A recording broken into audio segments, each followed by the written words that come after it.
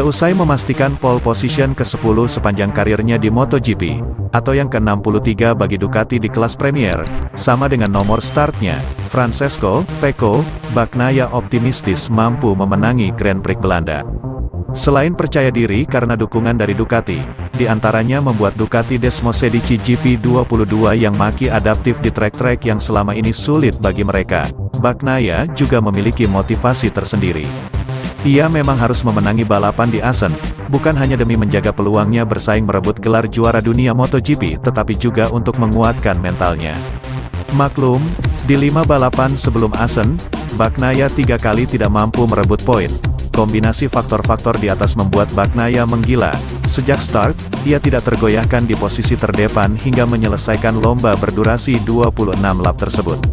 Hal sebaliknya dialami pemimpin klasemen sekaligus juara dunia bertahan Fabio Quartararo, Monster Energy Yamaha MotoGP. 2 kali terjatuh, pembalap Prancis itu pun harus merasakan gagal finish untuk kali pertama dari 11 balapan yang sudah digelar musim ini.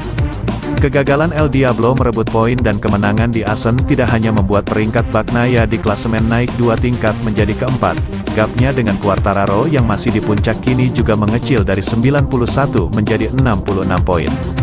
Saya sangat senang, ucap Pecco yang memberikan kemenangan kedua kelas MotoGP untuk Ducati di Assen setelah Casey Stoner melakukannya pada 2008. Balapan tidak mudah dengan kondisi-kondisi yang ada, termasuk gerimis setelah separuh balapan. Selain itu, saya sangat takut terjatuh lagi. Karena itu saya mencoba bermain cerdik dan tidak terlalu memaksakan sampai keluar batas. Hasilnya memang luar biasa. Bagnaia menyebut seluruh kru dan mekanik tim Ducati bekerja sangat baik sepanjang akhir pekan. Mereka benar-benar melakukan persiapan bagus untuk akhir pekan di Belanda. Satu-satunya yang tidak kami harapkan adalah hujan. Gerimis yang sempat mengguyur saat lomba membuat saya bertambah takut, ucap Francesco Bagnaia.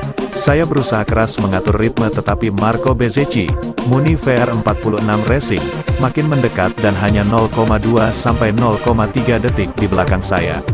Sungguh duel yang tidak mudah, beruntung. Apa yang saya lakukan cukup untuk memenangi balapan ini. Sementara itu 2 pabrikan terbesar di kelas MotoGP, Honda dan Yamaha, sama-sama mengalami nasib serupa dalam 2 balapan beruntun, GP Jerman dan GP Belanda. Di Sachsenring, sepekan lalu, Honda sama sekali tidak mampu merebut poin, sesuatu yang tidak pernah dialami pabrikan terbesar di kelas Premier dalam 40 tahun terakhir. Tepatnya saat para pembalap Honda memboikot lomba kelas 500cc GP Prancis 1982 karena menilai sirkuit Nogaro tidak aman. Pada hari Minggu, tanggal 26 Juni tahun 2022, giliran pabrikan Jepang lainnya, Yamaha, yang tidak mampu merebut poin di kelas MotoGP. Ini kali pertama dialami pabrikan asal Iwata tersebut tidak mampu merebut poin di kelas tertinggi sejak 1989. Pada Grand Prix of the Nations 1989, putaran kelima musim tersebut, tidak satupun pembalap pemakai Yamaha YZR 500 yang mampu finish 10 besar. Zona poin saat itu, kelas 500cc di Circuito Internazionale Santa Monica, Misano, Italia. Saat itu, 3 pembalap pemakai Honda, yakni Pier Francesco Chili, HB Honda Gallina Team, Simon Buckbester, Racing Team Katayama, dan Michael Rudolph, HRK Motors, berhasil naik podium GP delle Nazioni. Ketika itu, ke-6 pembalap Yamaha, yakni Christian Sarron, Sonauto Gauloises Blondes Yamaha Mobil 1, Alessandro Valesi, Tim Iberia, Norihiko Fujiwara, Yamaha Motor Company, Freddie Spencer dan Neil Mackenzie, Marlboro Yamaha Tim Agostini, serta Wayne Rainey, Tim Lucky Strike Roberts, tidak mampu finish karena kecelakaan atau masalah teknis. Sejak saat itu, Yamaha selalu merebut poin, paling tidak 1, dalam 544 balapan kelas Premier kejuaraan dunia motor sampai GP Belanda 2022.